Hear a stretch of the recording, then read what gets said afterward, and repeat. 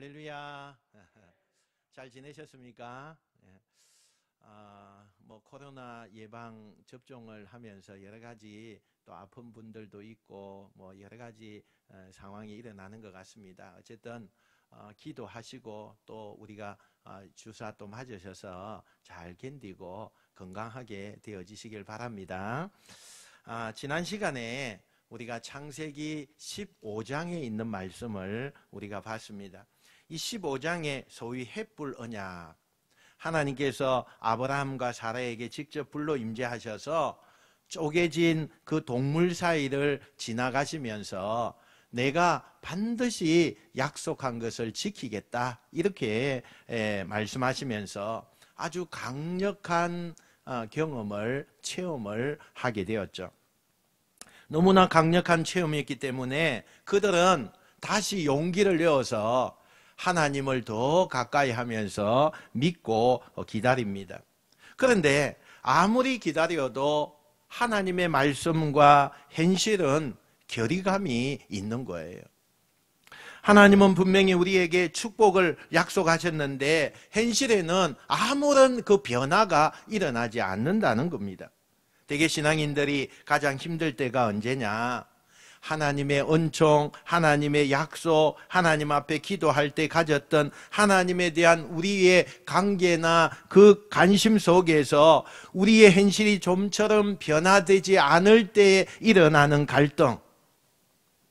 아마도 햇불 언약이 있은 후에 이 아브라함의 이 부부는 10년 안에는 하나님이 약속한 것이 반드시 우리에게 이루어질 것이다. 그리고는 열심히 하나님의 말씀을 기다립니다. 그런데 아무런 현상이 일어나지 않고 자녀가 생기지 않고 좀처럼 변화되는 것이 없었다는 거예요. 아브라함의 나이가 이제 85세, 사레의 나이가 75세. 이제는 자녀를 기다리는 것이 한계에 도달했습니다. 특히 아내였던 사레는 아브라함보다 더욱더 부담감이 더 많은 거예요. 여자로서. 고민하다가 어느 날 아주 어렵게 남편 아브라함에게 입을 뗍니다. 오늘 16장 2절에 보니까 사레가 아브라함에게 이르되 여호와께서 내 출산을 허락하지 아니하셨으니 원하건대 내 여종에게 들어가라. 내가 혹 그로 말미암아 자녀를 얻을까 하노라 하매 아브라함이 사레의 말을 들으니라. 이렇게 이야기합니다. 여러분, 당시 중동에서는요, 대를 잇기 위해서 요즘으로 말하면 대리모라고 하죠. 그 아이를 낳게 하는 일들이 빈번하게 일어나고 있었어요. 이 이야기를 들은 아브라함이 펄쩍 뛰죠. 어떻게 그런 생각을 하느냐? 나는 그럴 수가 없다. 당신 아니고는 어떻게 내가 다른 여자와 동침을 하면서 아기를 낳으려고 하겠느냐? 그래서 그런 이야기하는 아브라함에게 사라는 계속적으로 끊임없이 아브라함을 설득하지. 하나님께서 당신의 몸을 통해서 아이를 주신다고 했지 나를 통해서 아이를 주신다고 했지 않았다. 당신의 아이가 태어나는 게 중요한 건데 누구의 배를 통해서 태어나는 게 그게 뭐가 중요하냐.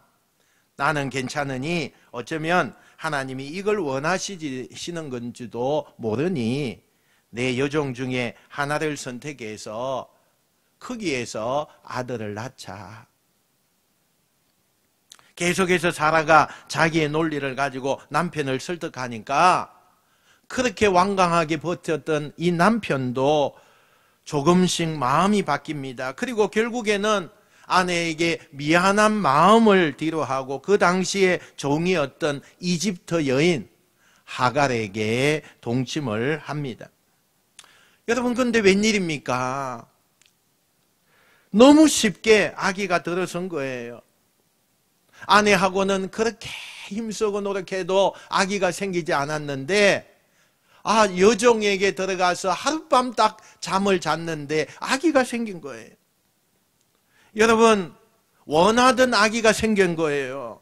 물론 이 아기가 아들인지 딸인지 아직은 모릅니다. 그러나 아기가 생겼다는 그 자체가 여러분 경사 아닙니까? 모두가 원하는 그 아기가요, 그 가정에 생겼으니 가정에 웃음이 넘쳐야 됩니다. 그런데 안타깝게도 이 임신은 이 가정, 그리고 이 세 사람의 인생, 나아가서 인류의 불행의 씨앗이 되어지는 것을 보게 돼요. 우선 이 가정에 임신이 된 뒤에 어떤 일이 생기느냐, 하갈이라고 하는 이 여종이 자기 본분을 망각하기 시작합니다. 내 안주인은 아기를 갖지 못하는데 내가 금방 아브라함의 아기를 가진 것에 우쭐하면서 자기가 마치 앞으로 안주인이 될 것 같은 그런 생각에 그녀는 내가 종이었다는 사실을 망각해 버리는 거죠. 그리고는 자기 주인 그 사례를 아주 무시하기 시작합니다. 처음에는 말투로 또는 표정으로 상대를 무안하게 만들면서 무시하기 시작하더니 나중에는 아주 대놓고 사례들요 없는 사람처럼 취급을 합니다. 거기에다가 아브라함까지도 그 늙은 나이에 아기가 생겼으니 너무 좋아서 어쩔 줄을 몰라 하고 혹시 아기가 잘못될까 봐 그 아기를 가진 하갈을 애지중지하는 그 모습을 사례가 보고 있는 겁니다. 여러 가지 상황에 걸치면서 더 이상 견딜 수가 없었던 사례가 어느 날 남편에게 눈물로 따지기 시작합니다. 내가 원해서 그 아기를 가지기는 했지만 이 모든 되어지는 과정 속에 지금 정도를 벗어나고 있는데 이 책임도 당신에게 책임이 있다. 당신 내가 아내이냐? 저 여자가 아내이냐? 그리고는 그동안 섭섭했던 모든 것들을 털어내니까 너무나 당황한 아브라함이 당신이 그렇게 마음 상한 줄 몰랐다. 아무리 저 하갈이 아이를 가졌어도 저 하갈의 신부는 종이다. 당신이 나의 진짜 아내이다. 그러면서 저 여자를 당신이 알아서 처리해도 좋다. 이렇게 남편의 사랑을 확인하게 되죠. 그리고는 이제는 그 모든 것을 다 하고 자기를 은근히 무시하는 그 하갈을 엄격하게 대하기 시작해요. 좋은 말로 말해서 엄격함이죠. 좀 세게 말하면 학대 수준으로, 그러니까 말로서 그래 했든지 아니면 몸을 때려서라도 그래 했든지 모르겠지만 굉장히 주인으로서 종을 엄격하게 대합니다. 화목했던 이 가정이요 하루아침에 전쟁터로 변화가 되었어요. 자기는 주인의 아기를 가졌는데 너무너무 심하게 자기를 다루니까 견딜 수가 없었던 하갈이 결국에는 임신을 한 채로요 그 집에서 도망을 칩니다. 여러분 참 아이러니합니다. 더 행복하고 싶어서 그렇게 시작했던 일이 오히려 아브라함, 사레, 하갈 이 모두를 더 불행하게 만들고 있는 겁니다. 막다른 상황을 이 벼랑 끝에 몰린 상황에서 그 상황을 돌파하려고 한 일이 오히려 집안 전체를 싸움의 터로 또 벼랑 끝으로 몰고 간 겁니다. 자기들 나름대로 완벽하게 계획했고 계획한 것이 다 이루어지니까 너무너무 좋아했던 그 일들이 도대체 어디에서 뭐가 잘못되었는 겁니까? 사실 아브라함과 사레는 말씀을 기다리는 사람 아닙니까? 그런데 말씀을 기다리다가 어느 날 인간적인 방법을 쓰니까 너무나 쉽게 아기가 생겼어요. 우리가 살다 보면 신앙이라는 것은 말씀을 기다리는 거거든요. 그런데 말씀을 기다리는 건 시간도 지체되고 너무 오래 걸리는데 인간적인 방법을 쓰면 이렇게 내 눈앞에 목표물과 목적을 쉽게 얻을 수 있는 방법들이 인간적인 눈에는 보여요. 이렇게 하면 이건 너무 쉽게 해결할 수가 있고 이건 너무 쉽게 소유할 수 있는데 라고 보여지고 계획되는 게 인간적인 방법이에요. 그래서 신앙인들이 힘든 거거든요. 신앙이 아닌 인간적인 방법으로 하면 너무 쉽게 얻습니다. 너무 그 계획이 잘 되어집니다. 쉽게 목적지에 갈 수 있는 방법을 우리가 압니다. 그러나 하나님의 말씀은 우리에게 기다리게 하는 거예요. 이때 사람들은요 힘든 거거든요. 그 기다림이 너무 힘든 거예요. 저는 오늘 이 이야기를 보면서 어디서부터 이 사람들이 이 불행이 꼬이게 되었을까? 여러분, 아브라함과 사레 이 두 사람이 저지른 결정적인 실수 하나가 오늘 성경에 우리에게 똑똑하게 보여주고 있어요. 그게 뭐냐? 모든 결정을요 자기들이 알아서 했다는 거예요. 모든 결정을요 자기들이 알아서 했어요. 여러분 직장을 다녀보신 분들 알겠지만 직원들이 아무리 좋은 아이디어를 가지고 기획을 잘 했을지라도 하고 안 하고의 결정은요 오너가 하는 거예요. 오너가 그 오너의 생각에 맞고 그래야 통과가 되고 오너의 생각과 맞지 않으면 그 계획이 기특하고 너무 좋은 계획이라 할지라도 물리는 거예요. 직장만 그런 게 아니라 가정도 교회도 심지어 우리가 모이는 동아리까지도 마찬가지입니다. 한번 생각해 보세요. 지금 아브라함의 가정의 최고의 어른이 누구일까요? 아브라함보다 사레가 더 높지 않습니까? 그죠? 인간적으로는 아브라함이 가장이고 대표죠. 그러나 여러분 보세요. 그 가정에 더 많이 우리가 인간적으로 봤을 때는 아브라함이지만 우리가 말하는 최고의 리더는 누구냐? 최고의 어른은 누구냐? 바로 하나님이에요. 하나님. 만약에 사레가 남편에게 미안해서 이렇게라도 아기를 갖자고 제안했을 때 아브라함이 뭘 해야 되느냐? 그 이야기를 듣고 하나님 앞에 물어야 돼요. 하나님 어떻게 할까요? 라고 물어봤어야 돼요. 그러면 하나님께서 반드시 이 두 사람에게 어떻게 해야 될지를 알려주셨을 거예요. 그런데 두 사람은 하나님의 뜻과는 상관이 없이 자기들끼리 이야기하고 결정하고 진행했기 때문에 처음에는 잘 된 것 같지만 결국에는 모두가 다 불행을 가져오는 결과를 맞이하게 됐다는 거예요. 아브라함에게 직접 하나님께서 내가 너에게 너의 몸을 통해서 아들을 줄 것이다 말씀을 받았잖아요. 말씀은 하나님 앞에 받고 듣는 이야기는 다른 데서 들었던 거예요. 여러분, 말과 말씀은 다른 거예요. 사람의 말은 쉽습니다. 사람의 말은 그럴싸합니다. 사람의 말은요 달콤해요. 그러나 하나님의 말씀하고 구분할 줄 알아야 돼요. 말은 쉽습니다. 말은 빨리 될 것 같습니다. 그러나 그 말은요 결과를 책임져 주지 않습니다. 아무리 풍성하게 두 손에 많이 가졌어도 우리 인생을 행복하게 할 수는 없는 겁니다. 그러나 말씀은 반드시 우리의 삶을, 우리의 영혼을 풍요롭게 한다는 사실을 여러분 믿으시길 축원합니다.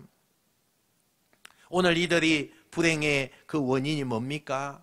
사람의 말이었어요. 여러분, 사람의 그 말이라는 게 얼마나 합리적이고요, 얼마나 이성적이고 얼마나 여러분 달콤합니까? 그렇지 않습니까? 말을 듣고 있어 보면 그 말들이 논리가 얼마나 많습니까? 더군다나 다수가 그런 얘기를 하면 사람들은요 그 말에 충분히 굴복하고 호응을 합니다. 그러나 그리스도인은요 사람의 말에 의한 결정이 아니라 하나님의 말씀을 듣고 결정해야 돼요. 할렐루야. 사람의 말을 듣고 결정하면 안 돼요. 그리스도인이라고 하면 하나님의 말씀대로 나가야 돼요. 우리가 살다 보면 이 아브라함의 부부처럼 절망적이고 한탄이 나올 때 얼마나 그런 때가 많이 만나게 됩니까? 그때 어떤 분들은 우선 친구를 만나보는 사람도 있고요. 어떤 분은 또 컴퓨터를 찾아보기도 하고, 어떤 분은 멘토를 찾아가기도 하고, 어떤 분은 책이나 뭐 TV 같은 것을 보면서 고민하고 그 문제를 해결하려고 하죠. 나름대로 고민을 하고 대책을 세우고 결론을 내립니다. 뭔가 사람이 해결하는 거 그거 좋습니다. 하지만 그것보다 더 중요한 게 있어요. 최종 결정은 하나님께 맡겨야 합니다. 할렐루야. 분명히 내가 보기에는 괜찮아요. 내 눈에는, 내 생각에는, 내 마음에는 괜찮아 보이지만 이제 하나님의 뜻에 맞는 걸까? 이 영적인 습관이요, 우리 가운데 있어야 돼요. 우리가 다급할수록, 벼랑 끝에 서 있을수록 더 잊지 말고 기억해야 될, 따라야 할 기준이 뭐냐? 사람의 말만 믿고 결정하는 것이 아니라 최종 마지막 결정은 하나님의 말씀을 듣는 거예요. 그래서 솔로몬은 우리 인생에게 아주 유명한 교훈을 줬잖아요. 잠언 16장 1절 3절에 보니까요, 한번 같이 읽어봅시다. 시작. 사람의 경영은 사람에게 있어도 말의 응답은 여호와께로부터 나오느니라. 너의 형사를 여호와께 맡기라. 그리하면 내가 경영하는 것이 이루어지리라. 할렐루야. 사랑하는 여러분, 최종 결정권은 하나님 앞에 드리십시오. 그러면 하나님께서 여러분에게 때로는 예배를 통해서, 때로는 말씀을 통해서, 여러 상황들을 통해서 응답해 주실 줄 믿습니다. 우리가 원하고 듣고 싶은 대답이 있어요. 우리가 기도할 때에 듣고 싶은 대답이 있어요. 그러나 하나님께서는 때로는 우리가 원하는 응답 대신에 안 돼, 그것은 그럴 때가 아니야, 지금은 좀 기다려야 돼, 이렇게 응답을 주실 때도 있어요. 내가 원하는 대답이 아닐지라도 하나님께서 반드시 하나님 앞에 어떻게 할까요? 물으면 하나님께서 여러 상황들 통해서 우리에게 응답하신다는 거예요. 그때 여러분, 하나님이 말씀하시면 그게 무조건 복이고 감사함이에요. 왜? 내가 원하는 대답을 주지 않는다 할지라도 하나님은 항상 더 좋은 것을 주시길 원하시는 하나님이시기 때문인 거예요. 여러분에게 정말 사람이 주는 복이 아닌 하나님의 말씀과 계획에 의한 복된 일이 열리게 되기를 주님의 이름으로 축원합니다.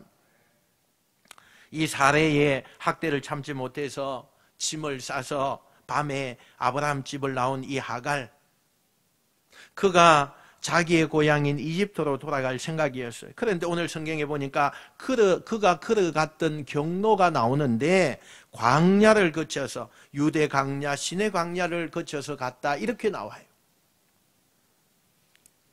사실 가나안에서 이집트로 가는 가장 정 코스는 뭐냐? 해안도로를 가는 거예요. 해안로를 따라가는 거예요. 그런데 왜 그 길을 가지 않고 일부러 어려운 광야길을 그가 길을 선택했어요? 왜 그랬을까요? 잡히지 않으려고 한 거예요. 잡히지 않으려고. 자기는 도망 나온 사람이에요. 신분이 종이에요. 잡히면 죽습니다. 그래서 잡힐 것이 두려워서 그는 어려운 광야를 거쳐서 고향으로 가고 있는 중이에요. 여러분, 광야라는 거 우리가 잘 알잖아요. 그곳이 어떤 곳입니까? 낮에는 덥고 밤에는 춥고 먹을 것 마실 것도 없는 곳이 광야예요. 황량한 광야입니다. 건장한 남성이라도요, 그 광야길을 가는 것은 어렵습니다. 버티기가 힘듭니다. 그런데 아이를 뵌 산모가 홀로 광야를 걷는다는 것은 결코 쉬운 일이 아닙니다.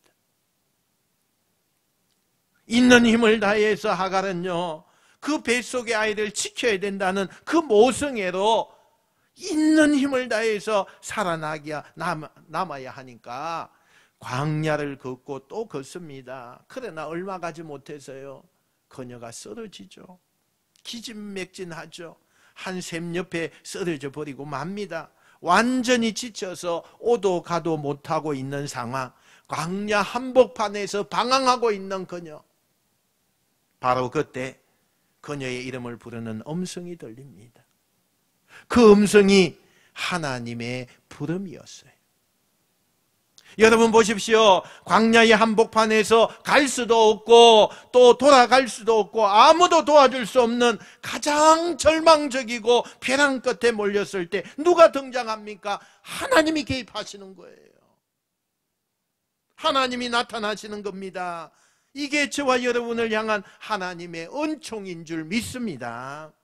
여러분, 내가 아무것도 더 이상 할 수 없을 때, 누구의 도움을 받을 수 없을 때, 나는 오직 죽음과 멸망, 그리고 아무것도 선택할 것이 없다고 생각할 그때에 여러분, 마지막 길이 있습니다. 여러분이 선택하는 것이 아니라 하나님이 이 사건에, 내 인생에 개입하시는 거예요. 찾아오시는 거예요. 나를 향해서 걸어오시는 거예요. 하갈이 하나님을 부른 게 아니에요. 하나님이 그녀에게 찾아오셨고 이 사건에 개입하시기 시작했어요. 어떤 음성이 들리느냐? 8절에 보니까 사레의 여종 하갈아 이렇게 해요. 여러분, 이 하갈은 이집트 이방 여인이거든요. 하나님을 믿는 백성이 아니에요.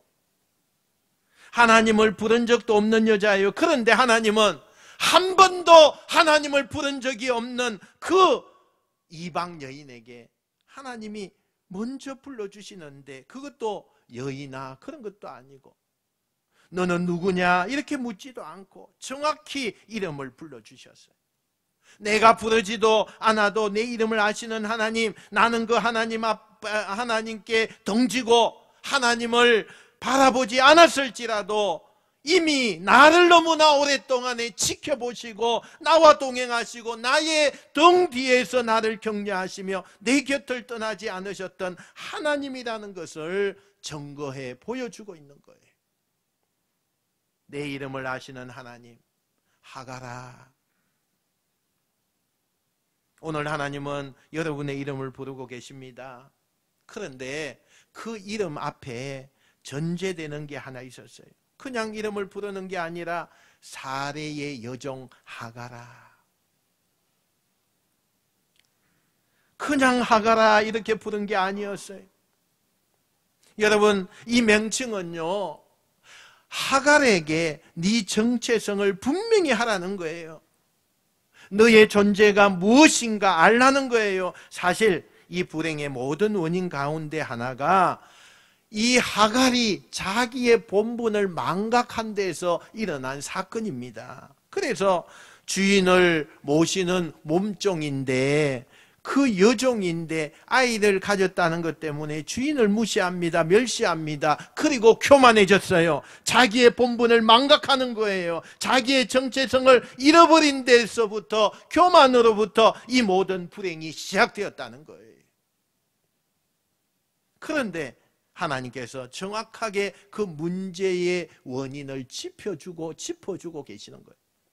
너는 사레의 여종이다 라는 것을 잊지 말라. 하나님이 우리를 축복하시고 회복하실 때 가장 먼저 하시는 것 중에 하나가 뭐냐? 우리의 정체성을 분명하게 한다는 거예요. 여러분, 우리는 누굽니까? 여러분이 누구십니까? 한번 따라합시다. 나는 하나님의 종입니다. 여러분, 우리가 죄의 종노릇한 사람이 아니고 육체의 종이 아닙니다. 우리는 하나님의 종입니다. 할렐루야. 내가 어디서 왔으며 어디로 가고 있느냐라고 물어봤어요. 몰라서 묻는 게 아니에요. 하나님께서 생각하라는 거예요. 생각하라는 거예요. 내가 어떻게 살아갔는가 생각하고 자기의 영을 정직하게 말하라는 거예요. 여러분, 오늘 우리는 하나님이 이 하갈에게 던진 질문을 우리의 질문으로 받아야 합니다. 여러분에게 오늘 하나님이 물으시는 질문이 우리의 인생에게 묻는 질문이에요. 너는 어디에서 와서 어디로 가고 있느냐? 여러분, 이 질문에 여러분이 지금 답하셔야 돼요. 분명히 우리는 하나님께로 와서 하나님이 원하시는 길을 향해 가야 되는데, 지금 내가 가고 있는 길은 돈과 명예와 세상의 것, 내 야망을 향해 걷고 있다면 하나님께로 와서 하나님께로 가야 되는 내가 오늘 하나님 앞에 내 실존을 드려야 된다는 거예요. 그 물음 앞에, 그 질문 앞에 내 현재, 내 삶의 모습이 드러나는 거예요. 늘 우리는요, 이 질문 앞에 대답해야 돼요. 너는 어디에서 와서 지금 어디로 가고 있느냐? 이 물음 앞에 오늘 우리들은 나는 지금 어디로 가고 있는 존재입니다 라고 자신을 돌아보며 얘기할 게 있어야 되는 거예요. 하갈은 더 이상 숨길 수 없어서 그 하나님의 음성 앞에 여주인으로부터 도망치고 있습니다 라고 대답을 하죠. 이때 하나님의 음성이 그에게 충격적으로 그렇게 다가오죠. 9절 한번 볼까요? 9절 시작. 여호와의 사자가 그에게 이르되 내 여주인에게로 돌아가서 그 수하에 복종하라. 그리고 나서는 이 하갈에게 하나님께서 몇 가지 약속을 하세요. 10절 11절 같이 한번 읽어봅시다. 시작. 여호와의 사자가 또 그에게 이르되 내가 내 씨를 크게 번성하여 그 수가 많아 셀 수 없게 하리라. 여호와의 사자가 또 그에게 이르되 내가 임신하였은즉 아들을 낳으리니 그 이름을 이스마엘이라 하라. 이는 여호와께서 내 고통을 들으셨음이니라. 할렐루야. 하나님의 약속을 듣고 하갈이 너무 놀라죠. 왜 놀라죠? 하나님은 아브라함과 사레만 돌보시는 분인 줄 알았어요.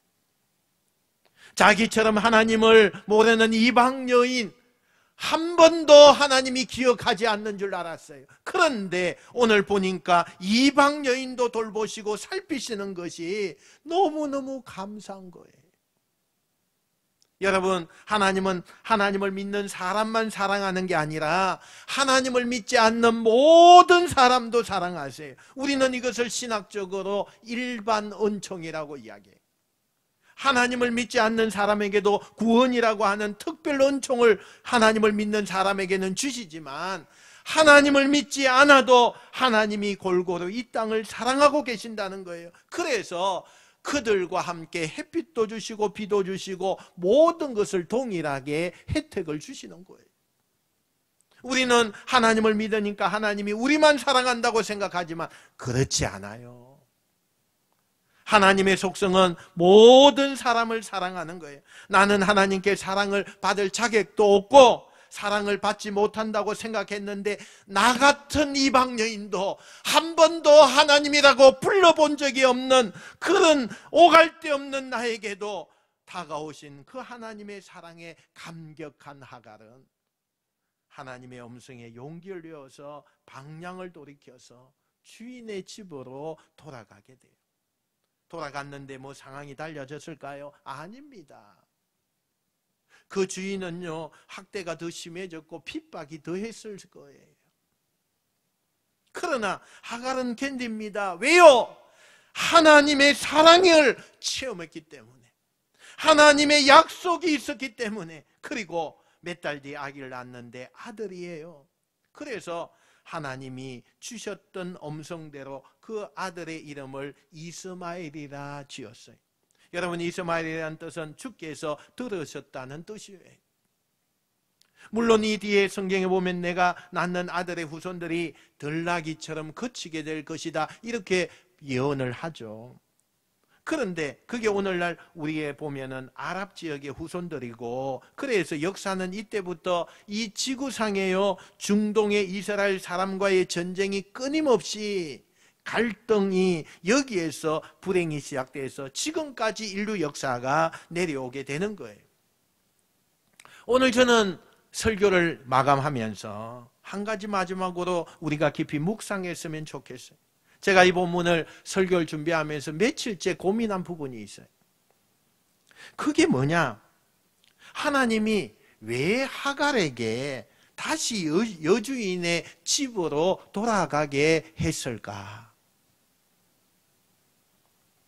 그건요, 하갈에게 있어서 가장 듣기 싫은 말이었어요.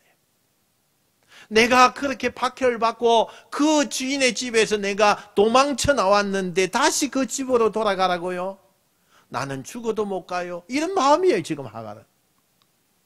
그런데 왜 하나님께서는 하갈이 그 아브라함의 집으로 돌아가라고 했을까? 몇 번 기도하고 한번 생각해 봤어요. 그러면서 결론이 뭐냐? 우리가 마지막 순간에, 절망의 그 끝에 섰던 마지막 순간에 뭔가를 선택해야 할 때 기억해야 할 두 번째 조건이 이거구나. 한번 따라합시다. 예배의 자리를 지켜라. 하갈에게 하나님이 다른 데가 아닌 사라의 아브라함의 집으로 돌아가라고 하신 그 이유는, 그곳은 단순히 아브라함의 집이 아니라, 그곳은 사라의 집이 아니라, 그곳은 예배하는 곳이었다는 거예요. 지금으로 말하면 성전이었기 때문에, 그곳에서 날마다 하나님을 예배하기 때문에 예배의 자리로, 예배가 회복되기를 원하기 때문에 그곳으로 가라고 했다는 거예요. 여러분, 하나님께서 아브라함에게 약속하신 자는 이스마엘이 아니에요. 누구예요? 이삭이에요. 그러나 하나님의 계획 속에는 주려고 했던 자식이 아닐지라도 태어난 그 이스마엘을 하나님이 버릴 생각이 없었어요. 이스마엘도 하나님 안에서 복을 받는 사람이 되기를 원하셨어요. 그렇다면 그 태어난 이스마엘이 하나님의 복을 받으려면 반드시 필요한 게 있어요. 그게 뭔지 알아요? 하나님을 섬기는 사람이 돼야 돼요. 그래야 하나님이 복을 주죠. 하나님을 반드시 섬기는 사람이 돼야 돼요. 그러려면 그의 엄마인 하갈이 반드시 예배의 자리로 돌아가서 하나님 앞에 예배하는 법을 그 자녀에게 가르치고 신앙을 가르치고 그 예배의 자리를 떠나지 않게 하는, 그것이 반드시 이루어져야 돼요. 그래서 하나님은 태어날 이스마엘을 복 주시기 위해서 엄마인 네가 힘들지만 핍박과 학대가 있을지라도 예배가 있는 내 주인의 집으로 돌아가라, 이렇게 하신 거예요. 여러분, 이게 우리에게 주는 메시지예요. 아무리 힘들고 아무리 억울하고 아무리 고통스러워도 어떤 상황을 만나도 우리는 전심으로 예배의 자리를 놓치면 안 된다는 거예요. 그래서 하나님은 하갈이 제일 힘들어하는 줄 알지만 그곳이 예배하는 곳이기 때문에 하갈은 돌아가서 말할 수 없는 핍박과 어려움이 있었지만 하나님이 주신 그 축복을 자식에게 주고 싶어서 끝까지 그곳에서 믿음 생활을 합니다. 태어난 이스마엘은 엄마를 통해서, 아버지 아브라함을 통해서 어떻게 하나님을 예배해야 되는지, 하나님이 누군지 배우는 거예요. 그래서 여러분, 이 이스마엘은 결국 하나님을 섬기는 사람이 됩니다. 그리고 하나님 안에서 큰 민족을 이루는 시조가 되는 거예요. 물론 그의 후손들이 이스라엘과 갈등을 하죠. 그 역사 속에 수없는 불행의 씨앗이 된 건 사실이지만 이 이스마엘 자체는요, 하나님 앞에서 또 다른 복을 받는 시조가 되는 거예요. 언제부턴가 많은 분들이 이런 얘기를 합니다. 힘들기 때문에 떠나고 싶다. 내가 삶이 너무 힘드니까 이직을 고민하거나 이사를 고민하거나 심지어는 이민을 가고 싶어하는 분들도 많이 있습니다. 이직, 이사, 이민, 이거 다 삶의 변화를 주는 거예요. 지금 여러분 너무 힘들고 이 상처의 각을 잊기 위해서 새로운 동기가 필요한 그런 사람들이 이 세상엔 참 많습니다. 여러분, 그럴 수 있어요. 그러나 우리는 아무리 힘들고 어려웠고요, 무슨 일이 있어도 지켜야 될 게 있습니다. 바로 하나님을 섬기는 예배의 자리, 이걸 지켜야 돼요. 왜 예배의 자리를 지켜야 되느냐? 예배의 자리를 지켜야 하나님이 동행해요. 하나님이 동행해야 하나님이 복을 주실 때 우리가 누릴 수가 있는 거예요. 그런데 우리는 어떻습니까? 예배를 잘 드리다가도 조금만 힘들면요 잠적합니다. 잠적해요. 뭐 교인들하고 좀 불편하면 내가 피합니다. 그냥 가정에서나 세상에서 조금 어려운 일이 부딪히면 만사가 귀찮기 때문에, 의지가 없기 때문에 주일날도 그냥 집에서 잡니다. 예배와 상관없이 나를 방치해버립니다. 아니, 교회에 나오긴 나오지만 예전처럼 열심히 예배하는 것이 아닙니다. 억지로 나오는 분도 있습니다. 그런 분들에게 부탁합니다. 여러분 인생이 끝이라고 생각하는, 마지막 자리라고 생각하는 위기에 놓이셨다면 거기서 할 수 있는 것은 돌아서서 하갈처럼 예배의 자리를 지키십시오. 그러면 거기서부터 다시 하나님은 여러분을 일으켜 세우기 시작하신다는 사실입니다. 그리고 여러분 그 눈물에 무릎 꿇는 예배의 모습을 보고 여러분의 자녀들이 배우게 돼요. 여러분의 가문이 일어나게 돼요. 여러분의 후손이 일어나고 여러분의 꿈이 이루어지게 될 줄로 믿습니다. 따라합시다. 예배의 자리가 명당입니다. 한 번 더 합시다. 예배의 자리가 명당입니다. 여러분 힘들수록 그 명당을 놓지 않는 삶으로 복의 통로가 되시길 축원합니다. 막다른 곳 벼랑 끝에 몰려도 기준만 잘 잡으면 길이 열립니다. 그 기준이 뭡니까? 그 기준이 뭐예요? 마지막 결정권을 하나님께 드리는 거예요. 그게 기준인 거예요. 사람의 이야기 들으세요. 다양한 의견 들으세요. 그러나 마지막 결정권은 하나님 앞에 드리셔야 돼요. 나보다 하나님이 나를 더 잘 아시는 분이, 다 떠날 수 있어요. 다 없어질 수 있어요. 그러나 예배의 자리는 지키십시오. 예배하는 곳에서부터 복의 시작이 될 줄로 믿습니다. 하나님과 동행하면요 바다가 열리고, 하나님과 동행하면요 하늘이 열릴 줄 믿습니다.